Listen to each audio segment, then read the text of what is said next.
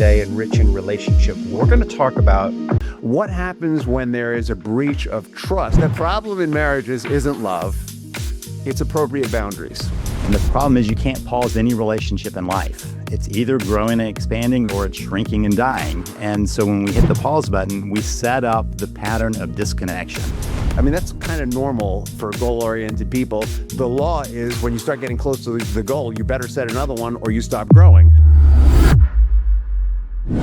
Welcome to another episode of Rich in Relationship. I'm your host, Rich Heller, and I'm interviewing a new friend, Dr. Lee Baucom, who has worked in the field over 30 years. He's trained as a therapist, he works as a coach, and he created the Save the Marriage system. He's written not one, not two, not three, but 7 books, and he's got a new app he's going to tell us about later on called the Unpause app. How are you doing today, Lee?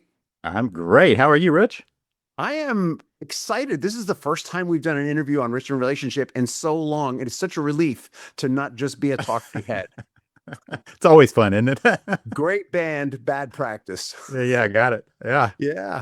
Yeah. And so the first question I ask everybody I interview, even though I haven't interviewed anyone in quite a while, is, Lee, I'm actually authentically super curious. How did your heart lead you into this work?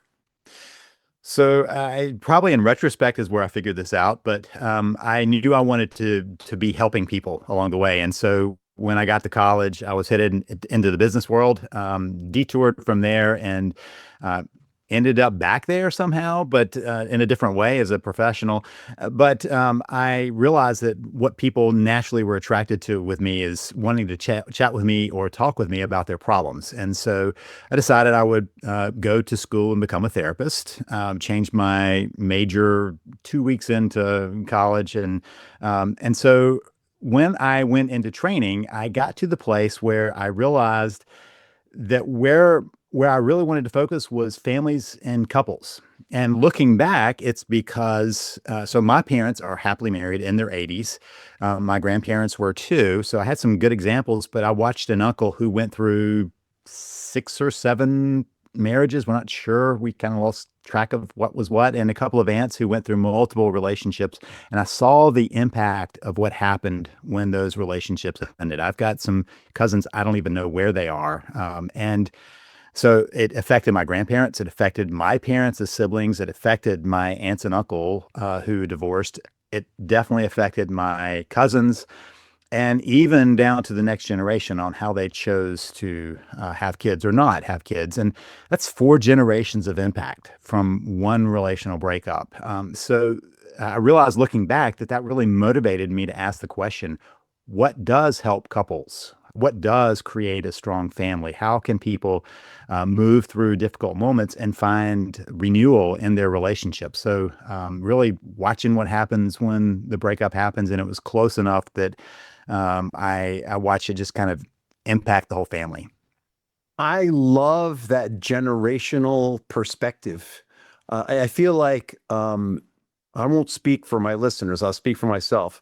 I know when I was getting divorced, all I could think about was, this is so painful. How am I going to get through this? Right. And I never even thought about what the impact was on everybody else. And I did get coached by a divorce attorney who I went to college with, who said, you need to start thinking about the impact on your children. But I still hadn't thought about the impact on their children, or really even how my own parents' divorce or the problems that their parents had had before them, going back to, whatever you think the start of man is, like, we're not going to get into that today. It's generational. It's from the very beginning, works its way all the way down to us. And we have the opportunity to continue making the same kinds of mistakes, or we can take a look at our behavior and improve it. And I love that you saw that, see that, and work towards that. Well, one of the things you noted for yourself is what happens when it's your own pain. Pain always brings us to self-referencing. Whenever I'm hurting, I'm aware of my pain, and it kind of dulls my capacity of understanding other people.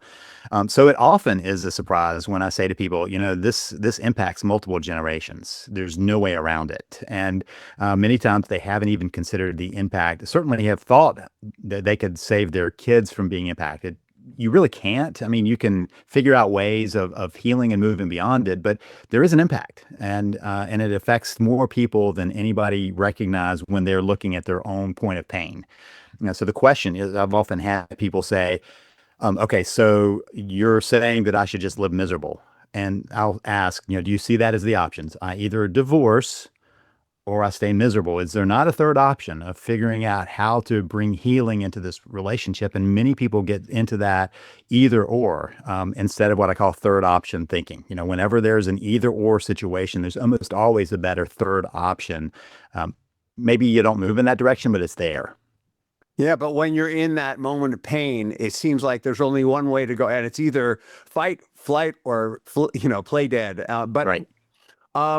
before we get to divorce, right? You and I, people like us, a lot of our work is about helping people come down from, being really triggered, activated, hurt, angry, frustrated, and get into a place where they can start to see the bigger picture again. And in this series that we're on right now, we're doing a series here in Rich Relationship on prosperous partners. And very specifically, your I know you have broad expertise, but you wrote that awesome book on infidelity. And so today I'd like to explore with you, for the sake of our listeners, what happens when there is a breach of trust. We're going to take infidelity in the broadest sense. Infidelity is basically we had a deal. We were going to be faithful to each other, and for reasons that have not been fully explored or explained, that deal has been deemed temporary, null and void, or I broke it, depending on whose point of view you're looking at. And in business and in marriage, that happens all the time, and in so many ways. I mean, the reality of trust, as I'm sure you know, is we decide we're going to trust, and inevitably that trust in some way is pushed on or perhaps even broken, maybe because we didn't define with the other person exactly what we thought the trust was about, or maybe they didn't completely understand what the trust is about, or maybe we had expectations about that trust that weren't expressed. But inevitably in human relationships, trust, it's kind of a rough road. So I'd love to focus on that with you today, if that's okay. Sure. Let's unpack a couple pieces, and then I want to say a piece and then back up a piece. Okay. So the Okay. first thing, when you talk about trust, and we can get back to this, I think we're gonna do a little circuitous walk here, but trust, always think of it as a gift. I'm going to give my gift of trust to I somebody, love that. and I've got to decide how cheap or how expensive I make it. And so the value of that trust, some people make it very cheap and they just keep trusting you, keep trusting you, keep trusting. It doesn't matter how many times they're burned, they're going to right back to trust. Then there are those who make it so expensive that even if the person is doing trustworthy all the time, they're never going to trust them again. And those are the two ends. And so everybody gets to kind of choose how valuable that trust is going to be. And so it's a gift. It's not automatic. It's not, it can be earned and it can be broken, but it still has to be given by somebody. So now let's back up. Let's talk about how we Before we got back here. up, I just Yeah. want to make sure I got what you said. It sounds like you're talking about a scale of trust, really. So, on one end, you have, I almost never give it. And when I do, if it's broken, it's over, right? Super extreme. And on the other end, it's like, oh, I trust just about anybody. And oh, you broke with trust with me. That's all right. I'll trust you again. So, and generally, all trust relationships fall somewhere on that scale. In fact, I would put it as multiple scales. So there is the scale of trust, but it's trust about what? So many times I'll have somebody come to me and say, I'll never trust them again. And I'll ask, are there areas you do trust them? Ah, And they generally will, after getting upset with my initial question, will say, well, yeah, I mean, I trust them to take care of the kids. I I trust trust them to them walk the dog. to walk the dog, to take out the garbage, I mean, whatever it is, there's some level. I trust them to be good at their job. I trust them to, continue making money, or lots of different ways that could be. So it's usually about a certain area of trust. Got And it. so when we first are able to see that, then it's not so much a unilateral, unidimensional piece. I trusted you, now I don't. But how do those pieces fit together? And so, yes, it is on a scale, but it's in multiple scales of what you're talking about. Lots of areas. Yes. And so I could lose trust on something, for instance, an affair.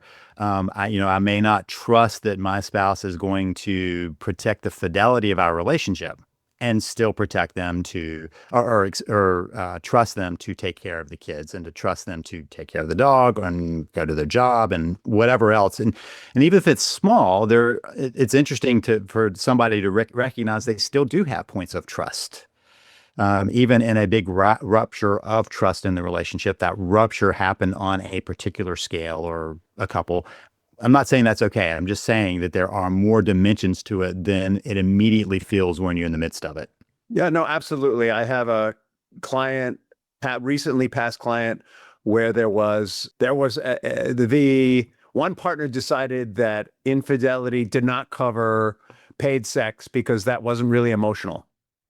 That wasn't in fact infidelity. It was just a way to get some release, and there was no emotion involved. Whereas the other partner was very sure that anything physical, was definitely a breach of trust, and it was really an interesting. It was really interesting how divergent their opinions were on this.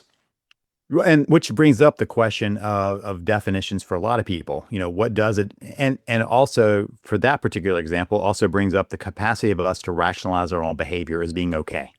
Yeah. And humans are greatly capable of that. Yeah. And somebody else might not agree, but we still do that. So, I've had people who have come to me and said, my spouse cheated on me. And when we get down to it, they talk to person of the opposite sex, just had a regular conversation, and that was all it took. So, I mean, there are ranges, again, as we've talked about. I think we can pretty clearly say, though, if there's emotional content or physical context, we can call that an affair, whether it's emotional affair or not. Just for the audience's sake, I want to clarify that the partner who originally felt that paid sex was not infidelity did come around to the understanding that it is pretty much impossible to be inside of somebody else's body, and vice versa, without there being some emotion. And so, we did clarify that. And so to your point, there was a lot of rationalizing there. So anyway, trust, take it away. Okay, so let's back up and how do we get to this place where that rupture happens? So I have a belief that most marriage problems, there are some exceptions, but most marriage problems happen for a central reason. So we get married because we've met this person, fallen in love with them, want to spend the rest of our lives with them, and we have all this passion and all this excitement and all this building up to we get married. And then we go, oh, we've got to go back to life now. We've been so focused on us for so long, and there is a shift in what happens also in our chemical state in our brain and everything else. So we're shifting away from that adrenaline that drove it in the beginning to endorphins. In love is a limited deal. I mean, it's going to run out. So the studies show 2 to 3 years for most people, and one person slips out before the other, and it's not unusual for children to be part of the mix. That's right. And it does drive that. That is our genetic components to it. So along the way, you get back to life. And then there are the places where you go, now we need to kind of put our relationship off to the side a little bit, or as I call it, hit the pause button, thinking we'll come back to us. And there's always this future date will come back to us. We'll come back to us when the kids are out of diapers, when the kids get into school, when the kids get into high school, when the kids get into college, when the kids are launched, when the grandkids are taking, it's always extending because we get into the habit of being disconnected. And it also could be job. Once I get to this point in my career, I'm going to make partner, I'm going to start the company. It's going to be at this point, and it's always growing, especially with entrepreneurs. I'm going to start the company, and then I'm going to be at 1 million. And then, whatever it is, as soon as we get to that point, then it's back to us. Then we'll have the time and resources to get back to us. And the problem is you can't pause any relationship in life. It's either growing and expanding or it's shrinking and dying. And so when we hit the pause button, we set up the pattern of disconnection.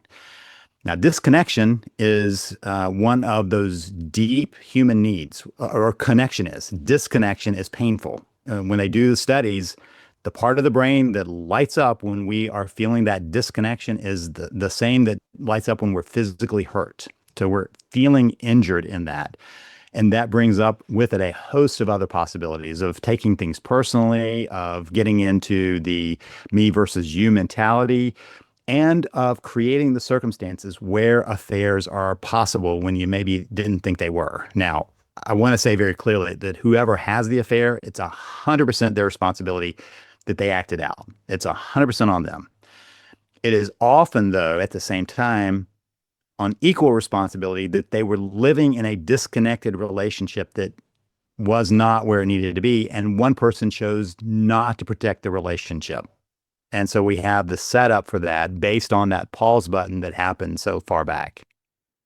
Yeah, no, I feel that. And I'm going to build on what you said a little. I feel like it's a very unconscious process, the disconnect. I don't think people have children or fall out of love and suddenly say, oh, I think I'll stop connecting with, I'm going to pretend you're my husband, I'm going to stop Yeah. connecting with Lee. Yeah. Instead what happens is, oh my God, we have these kids. Nobody really, I read Dr. Spock's book or whoever the current, person is, and it still didn't prepare me for this, and all of a sudden you've got two people scrambling to take care of children. Or if one of them is working and the other one isn't, you've got one of them scrambling to get more resources while the other one's scrambling to take care of kids. Or you've got both people working, or maybe you've got two people working in a business together and they're trying to figure out how to make time for that. Plus, with that disconnect, with that unconscious disconnect comes a certain, as you put it, it's actually painful, and we like gratification. So if we're involved in work, we start pursuing gratification in work. Nothing wrong with that. Or, yeah, we move the goalposts. Oh, the goal is 500,000. The goal is 1,000,000. The goal is whatever. I mean, that's kind of normal for goal-oriented people. The law is when you start getting close to the goal, you better set another one or you stop growing. But that becomes your source of individual growth and individual gratification, and you replace what the dopamine hit you got out of that connection with the dopamine hit that you're getting out of accomplishing and growing. And not only that, but the money supporting the kids and taking pressure off of, maybe it's paying for a nanny, maybe it's getting you a new washer dryer, maybe it's getting you a better house, whatever it is, it's taking some of the pressure off of that. So it's working, except it's not. Exactly. Yeah. And so we build these habits, and so I don't believe anybody says, I think I'll hit the pause button. I think what does happen is that there are these two important roles that we are doing on the job training for. As we're in action, we are spouses and we are parents, and there's no preparation for that gets us there. Let's say for me, I have parents who are very loving in their relationship, still married after over 60 years. What made that magic? It's not going to be what I see every day. Sure, I see them getting along, and sure, I see them working through a few things along the way. But the magic of an intact marriage is not something that is apparent from the outside. And so it's not like we walked in with this great internal knowledge of what it takes to have a great relationship. And so we're doing on-the-job training, and therefore we're inflicting injuries as we learn from them. And the problem is that on-the-job training is with this spouse that we continue to have bumps and bruises with while we're trying to figure this all out. The same with kids. We're still trying to figure out, how do you parent these kids? When I was in graduate school, I had a professor, and we were expecting our first child, and he said, I was talking about how anxious I was about it. What do you do? And he said, the nice thing about kids is they teach you how to parent them. If you'll listen and watch, they'll teach you how to parent them. So that worked the first time, I assume. The second child's coming along, and I said, all right, Lee, his name was Lee also. All right, Lee, so you told me the first child that they teach you, how to parent. What's the second child teach you? And he laughed. He said, you can't do it the same way twice. That's what you'll learn. So, we're learning along the way and adapting to what's in front of us. And it's probably nowhere more true than in those two relationships, that they are the most intimate and the ones we are least prepared for. And so it's not a conscious choice to hit the pause button. It's just the reality of how we deal with the fact that life's coming at us, and we have to take on these new roles. And they can be overwhelming roles at the beginning. When most people get married, beginning of life with kids, you don't know what you're doing there. You don't know what you're doing in your job. You're trying to figure it all out. And then there's this marriage in the background, and you're just thinking, well, we have that. So one of the things that I did in my a large part of my career as a therapist was I saw people who were getting married in 6 or 7 different locations, depending on when you were talking to me. They had to come through my office for 3 different sessions. And not one of them didn't know the statistics for divorce. I mean, it's not quite a coin toss, but let's kind of basically put it in that realm. It's a little better than a coin toss, but It's the gotten a little chances of better than a 20. It's yeah, actually it's the improved a staying little over the together. last decade. Yeah, so we're at what 51, 52% stay married. So it's a little better than a coin toss, but I mean, if you're playing your odds, that's a tough one to call, right? And so here's what they all thought. They had the love that it took.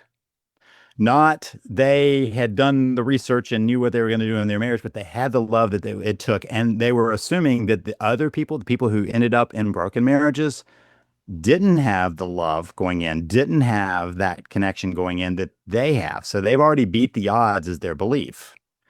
I know that wasn't the case because then they would show up in my office in 2, 3, 4 years later going, yeah, we've got some problems. And so part of those initial sessions were to help them understand that the better you are at pointing to the problems and finding solutions early on is how you will stay together. Not that you don't know how to do it. That's everybody. You're in there trying to figure it out. But do you identify the problems early on enough that internally you go, hey, we need to do something here. And the earlier you do that, the better your chances are of making it through. Before we go to identifying the problems, and I think that's super valid, I just want to identify that in the conversation we've just had about relationship, there's a series of breaches of trust there. And I think the first is the disconnect itself, though done unconsciously, feels like a breach of trust. Like, wait a minute, you're supposed to be here for me and you're not. Even though it's almost a survival, like we don't know what we're doing. Somehow we got to make this work.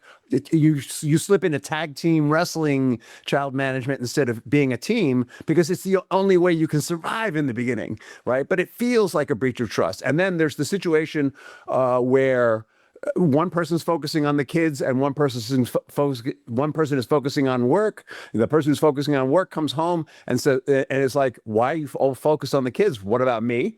And then the person who's focusing on the kids is like, why are you all focused on work? What about me? That feels like a breach of trust. Or if you have two people working in the business together and they're trying to figure out how to do that and focus on the kids, it's, wait a minute, you're supposed to be my partner here at work, but you're off taking care of the kids. Or wait a minute, I'm here taking care of the kids, and you're doing all this, you're getting all the good stuff at work. That feels like a breach of trust. And then for some people, they take it so far, the work thing, their personal fulfillment becomes primary over everything else. Not that it shouldn't be, but I mean, not that we shouldn't charge our own battery first, but to the point where they're not feeding into their family hardly at all, except maybe through finances and showing their face.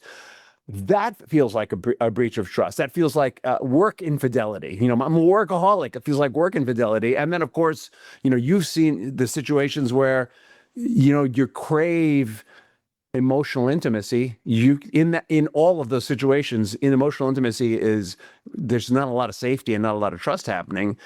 So you start connecting with someone at work or someone in the PTA or whatever. Those are where all those things happen. Now, an AI told me today that the problem in marriages isn't love, it's appropriate boundaries. And I thought, wow, what an interesting idea, because we all love, but in all of those situations, there's been something's happened with boundaries. So let's talk about identifying the problem in the context of all those potential breaches of trust and boundaries. Yeah, and which is so boundaries is a broad topic that a lot of people kind of hash out, and I think it's important, a very important topic. I always encourage couples when they were talking with me to have decided together what are the boundaries that we will both hold to protect the relationship. Because if they haven't voiced it, they're creating expectations on each other of what that will be. And expectations are always a problem. It's much better to have agreements. I mean, a It's not boundary the is same. defined as what I need to do to feel safe. And often I want to communicate to the other person what that is so that they know. But Yeah. sometimes if it's an unsafe situation, it's a boundary I set for myself so that when something happens, I know I can't be around this. But that's not what we're talking about here. We're talking about people who still care.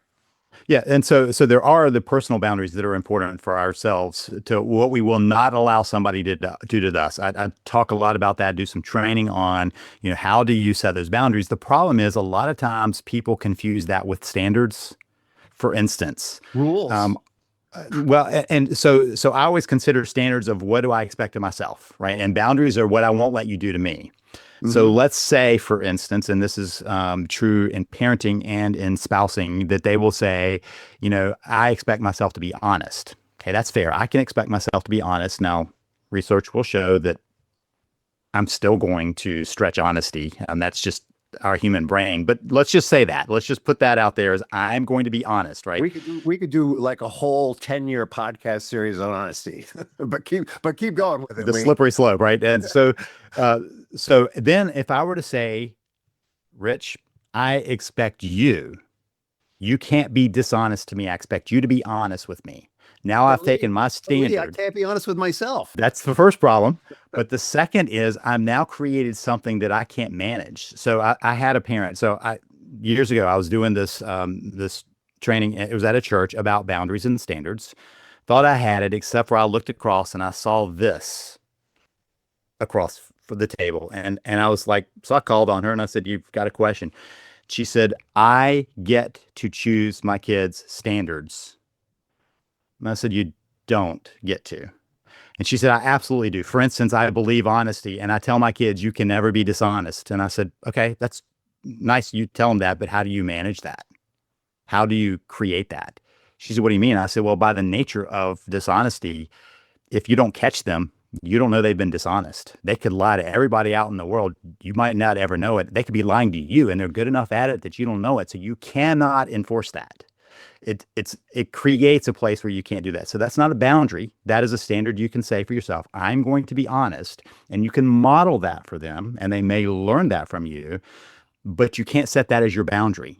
And Hmm. so there is this place in marriage where we have to kind of focus on what are the boundaries. And there are some very clear ones we could have with a spouse. I always think that, not raising a voice, not calling names, not no physical threats are very clear ones. And then there's some more subtle ones. Then after that, we're asking the standard of what do I expect of myself? And where do I expect of myself? That conversation together can be how do we choose to protect our relationship together that we both agree to?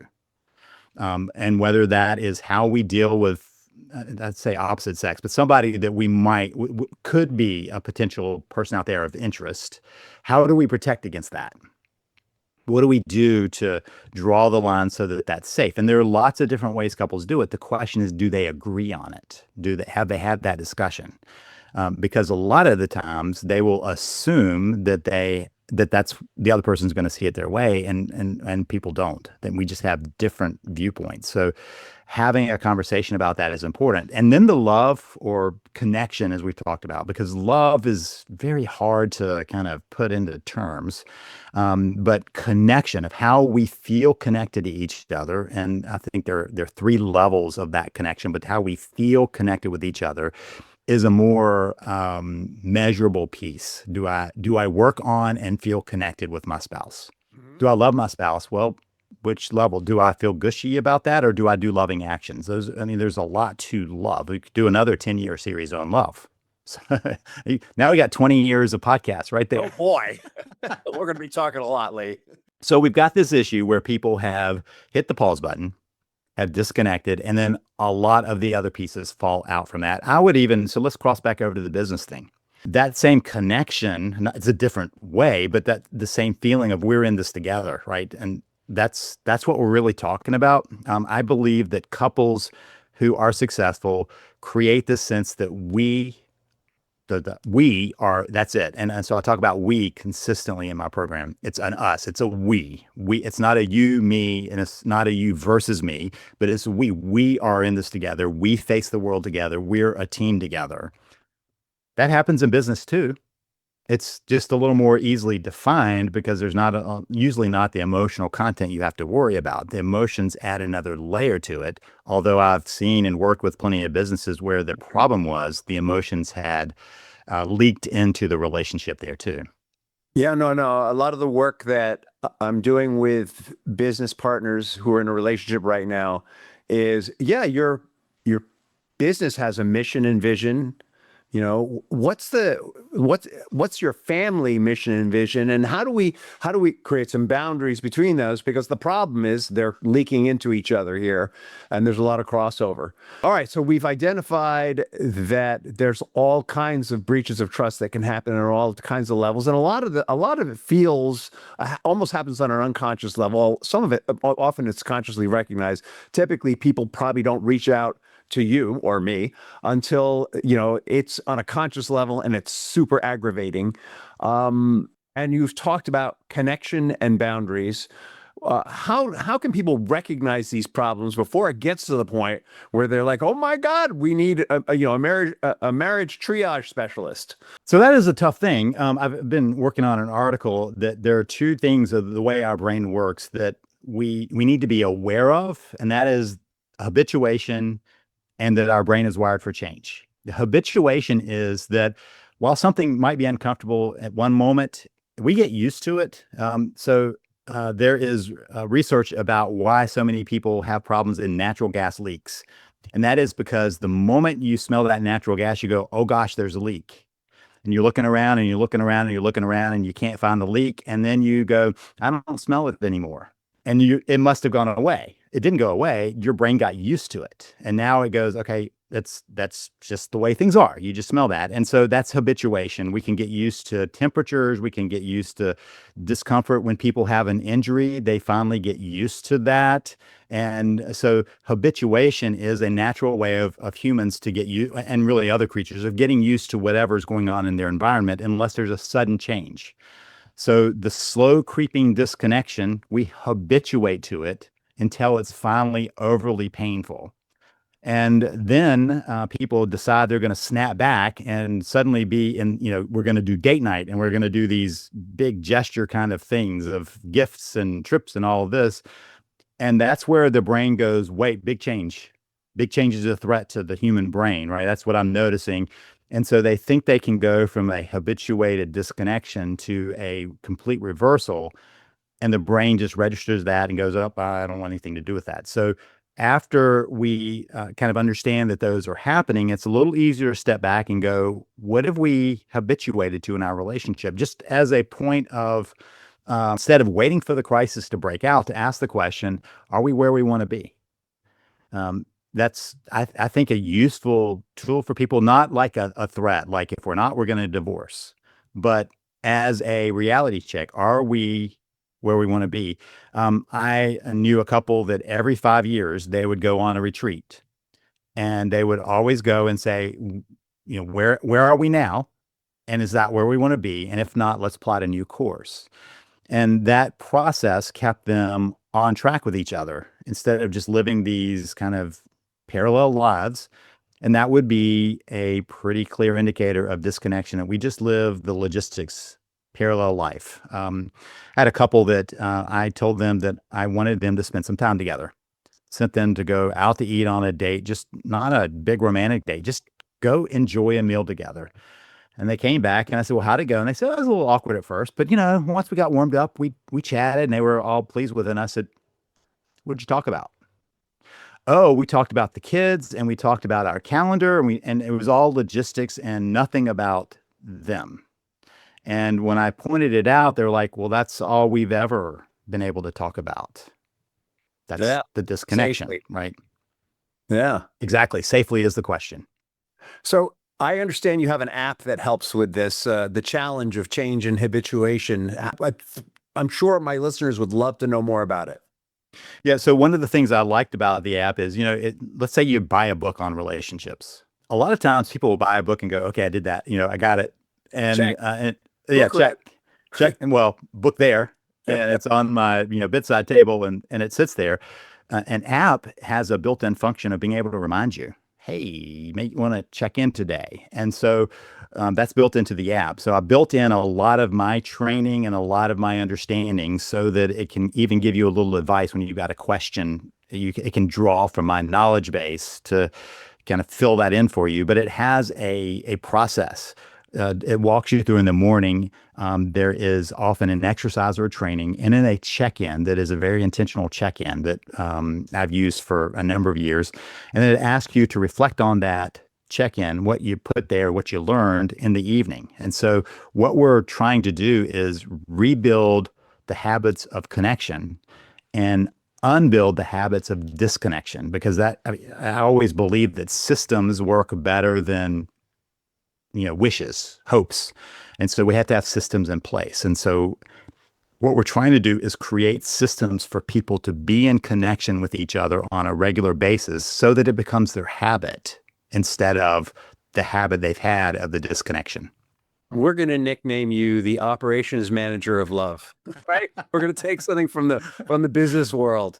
All right. So let me wrap this up. And I love that. I'm making a joke, but I want you to know, I personally love that, because I think that wrapping this all up, we've been talking about how it's normal and natural in marriage, is particularly when children arrive. You start from that in love thing that's all glowy and wonderful. The children arrive, and then all these little disconnections that unconsciously feel like breaches of trust happen, and maybe even some conscious breaches of trust happen along the way. And it's easy to get to a point and go, oh my God, this is all upside down. We're leading parallel lives. You know what? We need a divorce lawyer, or we need a marriage therapist, or we need something. We need to go to our rabbi, our pastor. This is terrible. When actually it's fairly normal. And depending on where you catch yourself in that process, it might just be easier to say, hey, how much do we like where we are? And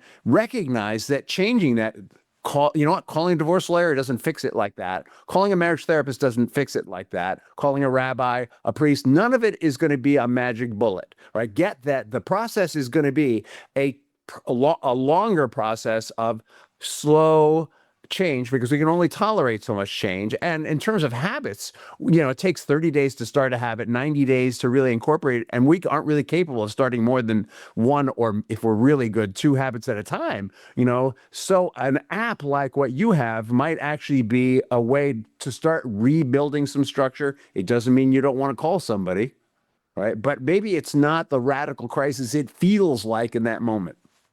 That's right. And so the unpause, since we all want connection, and when you start unpausing your marriage and restoring the connection, that often feels like more relief than people expect it to. They think, oh, we're just so separate.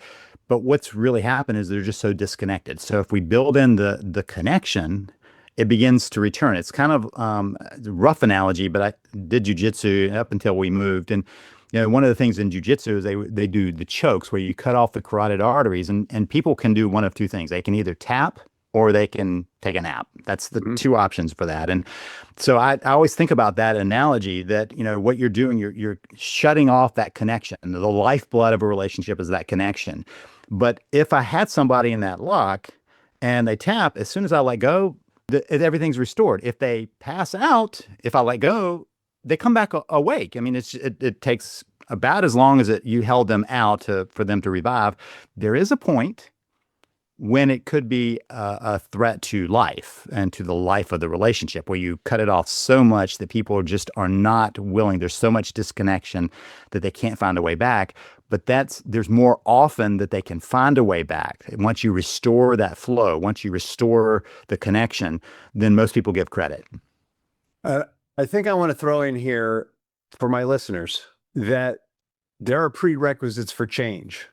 And even you can get the app, but you're going to need to let go of something to make space for that app. I mean, typically when we're in this place of parallel lives, and they're usually pretty busy, you're going to need to be willing to let go of something. Change will not happen without not only the desire, but the willingness and the ability to let go of something.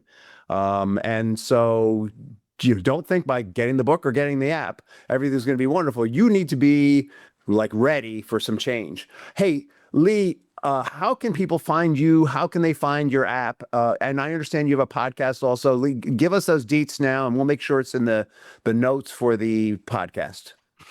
So the Unpause app is at unpauseyourmarriage.com, unpauseyourmarriage.com, which is kind of what you need to do, unpause the marriage. But there is another place that has a couple of other things. It's savethemarriage.com/podcast, since we're talking on a podcast. So savethemarriage.com/podcast will put you on a page that has a link. Let's say you're in a marriage crisis. That's where the Save the Marriage system fits in. Let's say that you don't know what your relationship is capable of. I've created an assessment to help people understand what's the possibility. It's the GPS assessment, and there's access to that there. And then there's also a link to the Unpause app there. So wherever you fall on the spectrum of I don't even know what's capable, or we're in a crisis, or it's time to unpause, all three of those are on that page, savethemarriage.com/podcast. Awesome. Awesome. Yep. And the question I ask people at the end of the podcast is, Lee, what is the legacy you want to leave behind? So, people have said, you want to be famous. I'm like, no, I mean, I would love to be the guy who's sitting at the airport and looking across and there's my book in their hands. But the reason is because I want change to happen. I want people to figure out how to thrive in their life. And more than that, to recognize that there are ways of restoring a relationship, even when it feels lost. So if I help change relationships and help bring back marriages that people had given up on, that's enough for me. Love it. Love it. Thank you so much for coming on the show. And I'm looking